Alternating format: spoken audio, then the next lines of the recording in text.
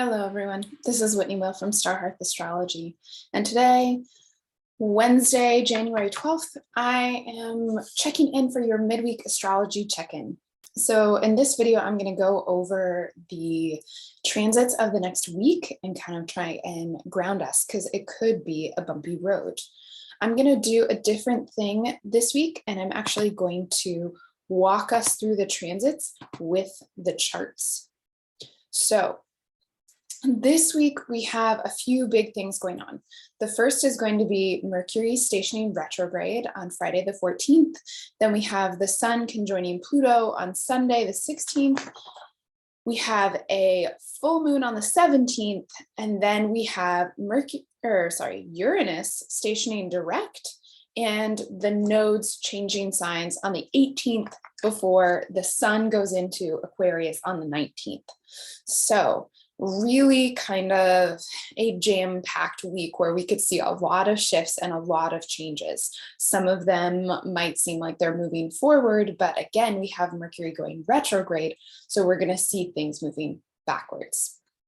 So Mercury is going to station retrograde on Friday. We are in the pre-shadow now. We've been in the pre-shadow since December 29th. I think this has been a particularly gnarly pre-shadow. I don't know if it is because this retrograde is happening in an angular house for me because I'm a fixed sign rising, and Mercury is going to station retrograde in Aquarius, which is a fixed sign, which means it's in one of my angular houses, which tend to be a little bit more obvious. Now, so let me know what your rising sign is. And if you're feeling this pre-shadow, the kind of crunchiness, I have had to reschedule meetings, I have missed text messages. And so I can just feel that kind of contraction of, okay, it's time to slow down. And it's really hard because it's the beginning of the year. There's a lot of new things starting. We're trying to kind of help things move forward because I think, right, one of the most frustrating things about the pandemic so far has been this kind of how we hit brick walls and lose our momentum as soon as we kind of get going on anything. So this is another one of those times. We've got Venus retrograde, we've got Mercury about to go retrograde. So while in the big picture, things seem to be moving forward again, I don't think we're going to feel that in our personal lives because the more personal planets of Venus and Mercury are still moving backwards.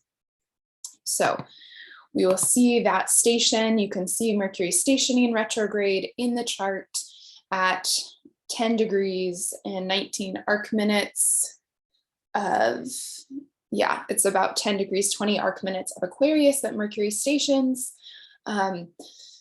If you are paying attention, this is about the same degree of that final Saturn-Uranus square that happened on Christmas Eve that was at 11 degrees of Taurus and Aquarius. This is in a almost exact square to Uranus. And when Mercury and Uranus get into contact, what we see is this kind of these sudden insights that change what the plan is. So it can be, okay, I thought I was moving forward in this way, and then the topics of whichever house you have Taurus in. So if you're a fixed sign rising, that's also an angular house. It's going to be, oh, something big is happening in this department. And so maybe I have to change how I thought I was moving forward. So we can get a little bit of befuddlement there. And it's going to be, this aspect is going to last longer than it normally would because both Mercury and Uranus are stationing. So they're both kind of sitting in this tension. And we hear a lot about squares kind of prompting conflict, but what they also do is they ask us to take action about something. So we can feel the pressure to take action about something because of the tightness of that square, but Mercury's stationing retrograde. So it would be much more helpful to kind of sit in that tension and try as much as we can to listen to what is coming up in that tension and to not try to resolve it by taking action really fast. because, and Mercury retrogrades, where you really befuddle yourself, is in trying to take immediate action as in response to something, in being convinced that something is absolutely urgent. Just because there's a lot of pressure doesn't mean that it's urgent. We feel the urgency because that pressure, we want to resolve it, we want to get out of it. And so we're just going to do a quick fix to get out of it. But if that's not really addressing the heart of the issue, then the Mercury retrograde promises that we're going to have to come back to it. So this is an intense station as far as this goes. And this Mercury retrograde is intense because it involves 3 conjunctions with Pluto and because it's so tangled in the Venus retrograde. The other ones, if you checked out my Venus or my Mercury retrogrades for 2022, are a little bit gentler. They're not quite as on the nose, but this one certainly can be. And we get a couple days later on Sunday, the 16th, we get the sun's exact conjunction with Pluto.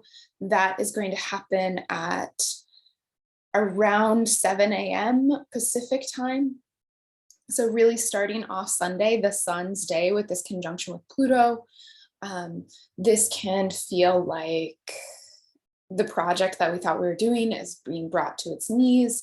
It's really a difficult time for leaders. So world leaders, we are seeing that, I think, in the kind of dicey places that both kind of in the US that Trump is in, that Biden is in, that, you know, it's just a really difficult kind of space, especially for people in positions of leadership.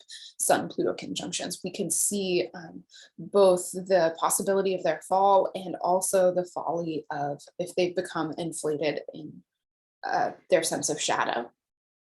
And that can also happen to us where, depending on what the sun represents, for some people it's very significant, for others it's not so significant.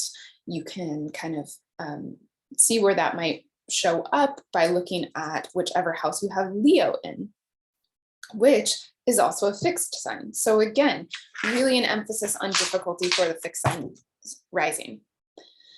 Then on the 17th, you're watching the moon come around. We have a full moon in Cancer on Monday. Monday is the moon's day. We're going to have a full moon on Monday.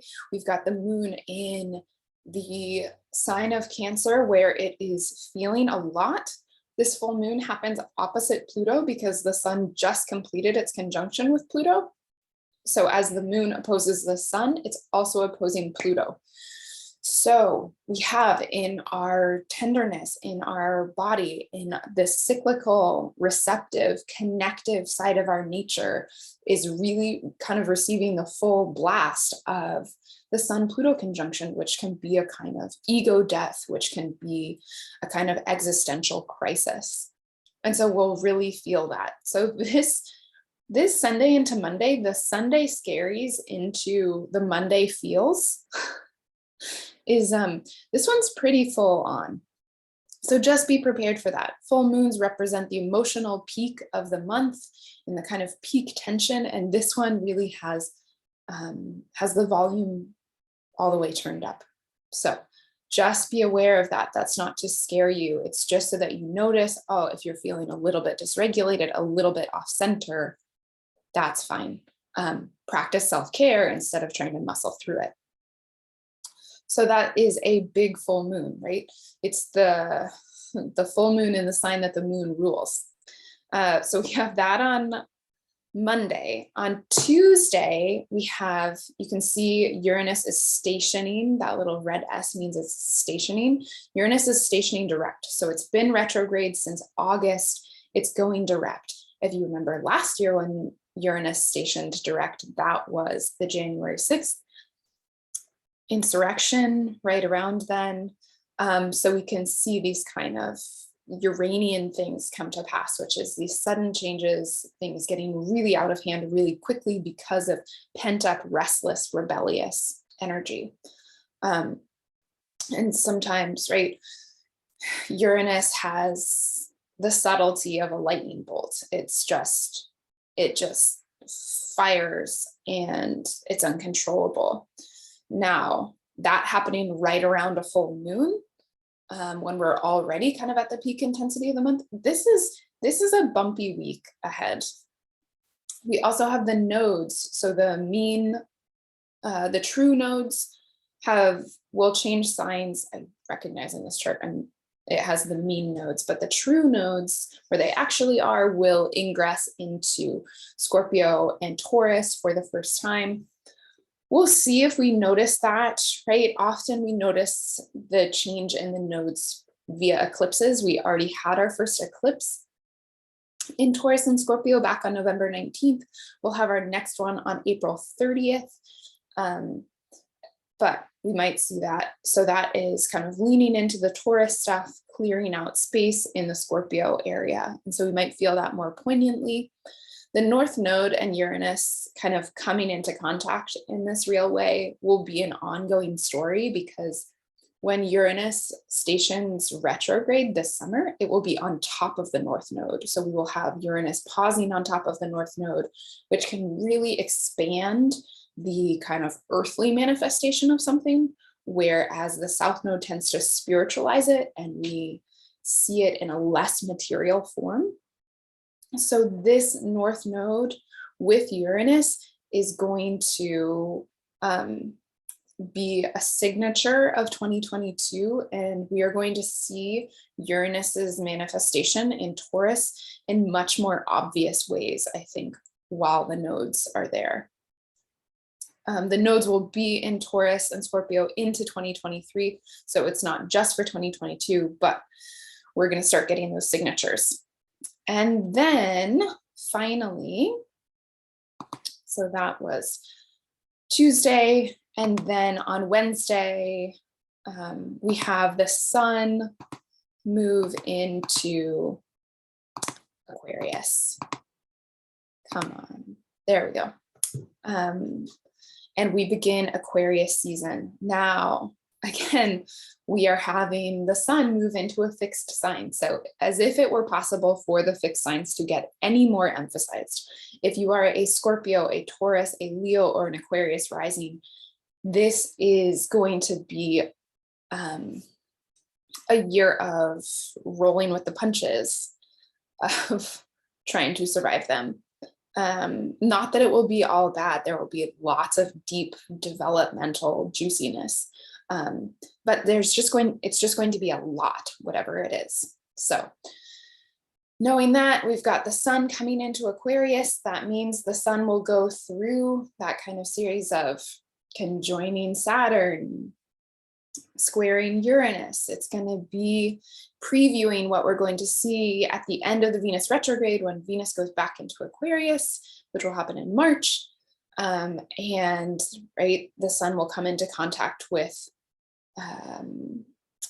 Mercury, and their cazimi will be on the 23rd at 3 degrees of Aquarius. So again, we're getting that cazimi in that fixed sign, bringing more and more emphasis to the fixed signs. So we kind of make that shift. This week is very high pitched, right? Do your self-care. This full moon could bring about a lot of grief, I think. Cancer being the sign of grief, what we are attached to and what we've lost. And so, just take care of yourselves. I think we'll also see with the surge of Omicron, right? Cancer is a very connective sign that wants to be really close. And we might see the effects of, having spent Christmas with our families in the developing surge of COVID cases right now. That's what I have for you this week. I hope you stay grounded in your knowledge. I hope you're living into your transits in a meaningful way, and hopefully there's a bit of humor in them. Reach out to me if you need support, if you need readings. I'm still doing Venus retrograde mini readings to kind of help offer support through that transit, and looking to the year ahead. Okay, have a good week, and I will be back next Wednesday for your midweek astrology check-in.